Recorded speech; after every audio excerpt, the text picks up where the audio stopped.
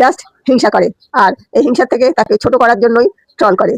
আর জীবনে যাদের যত বেশি হতাশা, যত বেশি না পাওয়া, পরিবারের মধ্যে পাত্তা না পাওয়া, সমাজে কোনো নিজের জায়গা করতে না পারা, তারাই এই মোবাইল হাতে নিয়ে ট্রল করে। আর এই ট্রল করার মানে মাত্রা ছাড়িয়ে যায় তাদের ভাষা।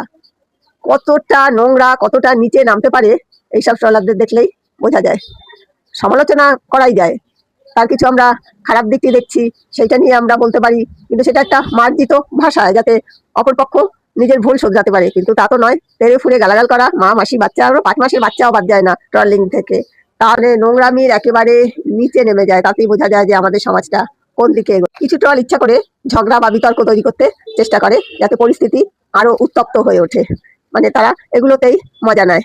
যাদের জীবনে কোনো কাজ নেই না, ট্রলটা একমাত্র তারাই করে। নয়তো মানুষের হাতে এত সময় নেই যে মানুষ অপরকে কিছু না জেনে শুনে যা খুশি একটা মন্তব্য করে চলে গেল।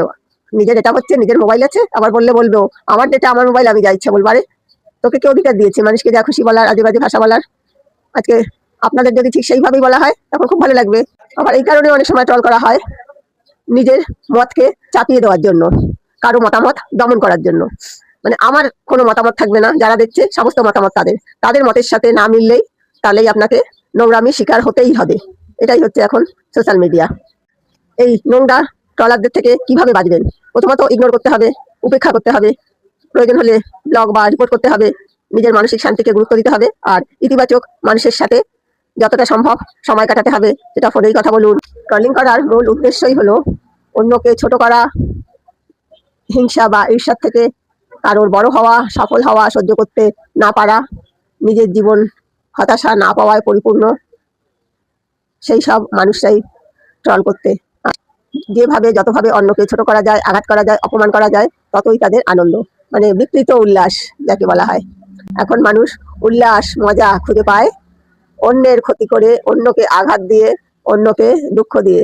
এটাই হচ্ছে তাদের জীবনের একমাত্র লক্ষ্য, উদ্দেশ্য। আমি তো নিজে কিছু করতে পারিনি, আমার নিজের জীবনে কিছু হয়নি, আমাকে সবসময় ফ্যামিলির কাছেও কথা শুনতে হয়। আর এরা তত্তর করে এগিয়ে যাচ্ছে, এত ভালো থাকছে, এত পয়সা আর্ন করছে, এটা কি করে সহ্য করা যায়? করো, এদের একদম মানসিক শান্তি নষ্ট করে দাও। সব সময় এদেরকে গাল দাও, যা খুশি বলে যাও, তাতেই তাতে যেন তার না পাওয়াটা পাওয়া হয়ে যাবে। আর বোকা, এই সব করতে থাকলে, এই সবই করতে করতে একদিন জীবনই ফুরিয়ে যাবে, তারা তাদের মতো কিন্তু এগিয়েই যাবে। তাই এই সব হিংসা, ঈর্ষা, হতাশা, এইসবকে নিজের শক্তি হিসাবে তুলে ধরো, এটা পজিটিভ দিকে লাগাও এবং চেষ্টা করো তুমিও যাতে কিছু করতে পারো। অন্যকে ঈর্ষা করে আর দুটো নোংরা কথা বলে তোমার জীবনের কিন্তু কিচ্ছুই লাভ হবে না। তুমি যেই তিমিরে সেই তিমিরেই থাকবে বাবা বাচ্চারা। তাই এবার একটু ভেবে দেখে এইসব বন্ধ করো।